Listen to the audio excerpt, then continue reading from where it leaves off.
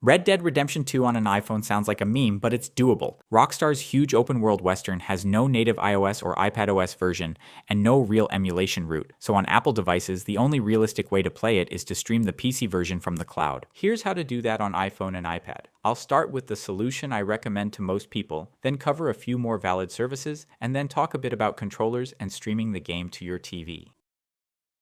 Boosteroid is the first and simplest option. It's a bring-your-own-games cloud service. You own the game on Steam, Epic, or Rockstar, and Boosteroid runs it on their machines and streams it to your device. To start playing, you just create an account or sign up with Google, pick a subscription plan, and search for the game. Then you just click play for the version of the game that you own, enter your store logins, and you're in camp. If you want tap and play and nothing else, Boosteroid is where I'd start. On Boosteroid, Red Dead Redemption 2 holds up impressively well. On iPhone or iPad, you're effectively getting the power of a gaming rig, but downscaled to a 1080p feed, which actually works in your favor as the image looks very close to, or better than, last-gen console on a smaller screen. And because RDR2's combat is more about deliberate aiming, dead eye, and timing than esports level reflexes, the bit of cloud delay fades into the background after a few missions. For Red Dead on Boosteroid, a few smart tweaks make a big difference. On the streaming side, stick to 1080p at 60 frames per second and enable the AV1 setting in your account. That codec keeps the image cleaner at the same connection speed,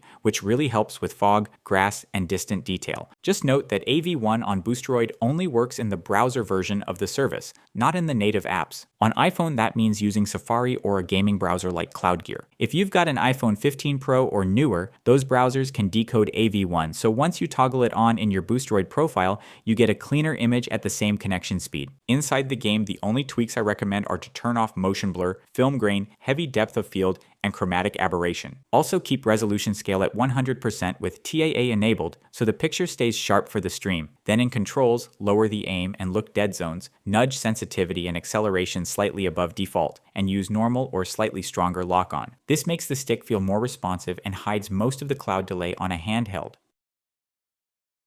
Now here are some alternative cloud solutions that also support this game. Shadow PC is the next step up, a full Windows desktop in the cloud you can open from an iPhone or iPad. You install your launchers and the game like you are on a normal PC, then stream the desktop back. It's very flexible and works for lots of games and apps, but it costs more than Boosteroid and you have to look after that virtual Windows box. AirGPU is similar but pay per hour instead of a flat sub. You rent a virtual gaming PC, install the game, and connect from iOS with a client like Moonlight. Great if you only play occasionally, but if you play a lot, the hourly and storage costs add up fast. Cloud Deck uses Linux and Proton to run your Steam and Epic game and is another option that can work here. However, in its current state, I struggle to recommend it. Its rigs are the weakest out of all services mentioned here, its library is pretty limited, and though its pricing is okay, Boosteroid gives you a lot more value for about the same money. So while this is an option, I would really only consider it out of curiosity, or if for some reason I had problems with the other services. Ultimately, our main choice for this game remains Boosteroid.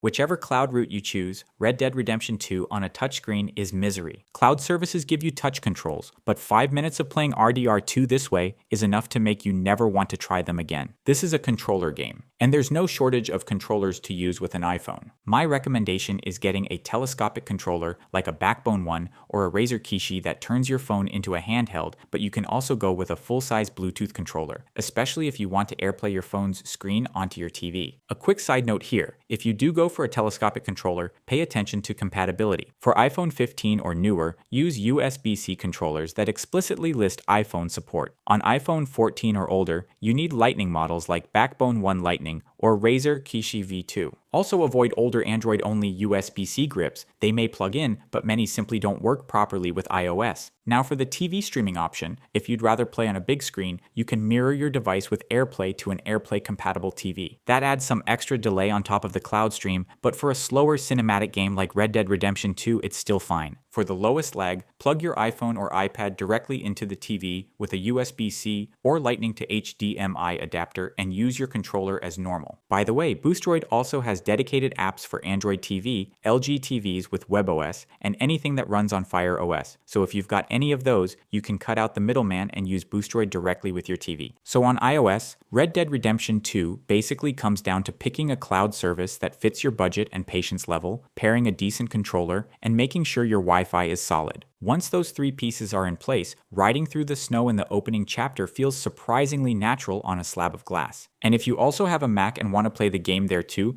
check out the video that will now appear on your screen to view the options available there. Also, if you want to support our channel and want us to keep making these and other gaming videos for Apple users, make sure to like this video and subscribe to our channel. It helps us greatly.